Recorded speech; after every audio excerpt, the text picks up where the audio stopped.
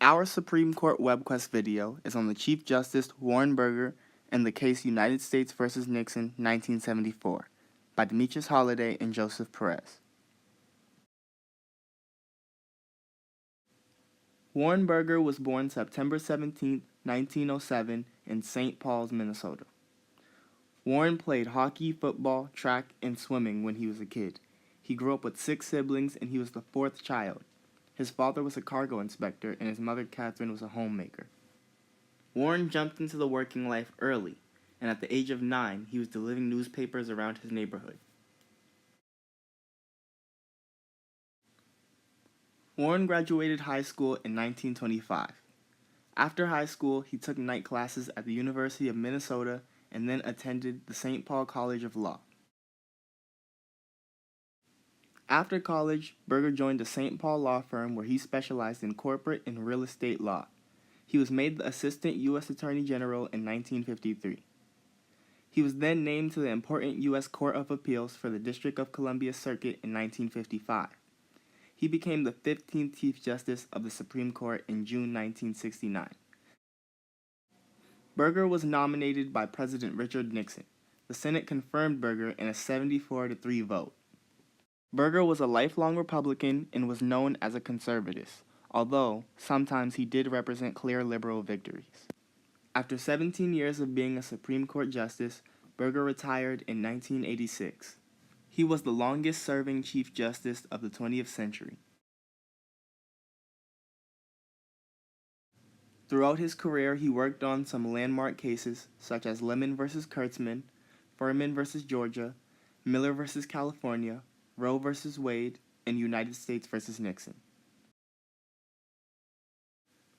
Burger died June 25, 1995, in his sleep to congestive heart failure.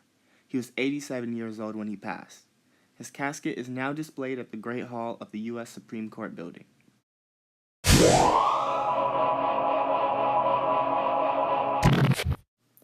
Nixon versus the U.S. Both Richard Nixon and the United States of America were involved in this case. On June 17, 1972, Richard Nixon was accused of being involved in the Watergate scandal shortly after he had signed the Anti-Ballistic Missile Treaty with Russia. On August 9, 1974, Richard Nixon resigned as President of the United States. On June 17, 1972, Richard Nixon was accused of having 5 burglars break into an office where they began to make photocopies of opposing campaign documents and wiretap phones of important Democrats. The burglars were later arrested at the Watergate office complex. One burglar happened to be a GOP officer, and another was given a $25,000 cashier's check. Multiple people resigned in the Republican office to avoid perjury, and even the White House counsel was fired over the scandal. On July 13, 1973, Alexander Butterfield testified that Richard Nixon had a secret recording system in the Oval Office. The tapes were subpoenaed to court and therefore had to be removed from the Oval Office.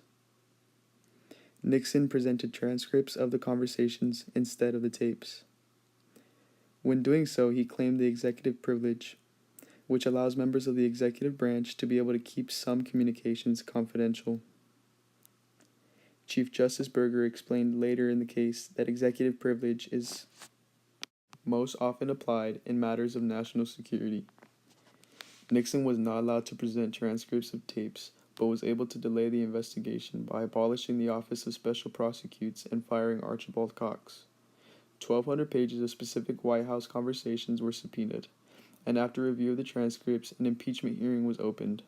On July 24th, the court ruled unanimously that the recordings of 64 separate conversations had to be released, and 3 days later, Richard Nixon was charged with obstruction of justice.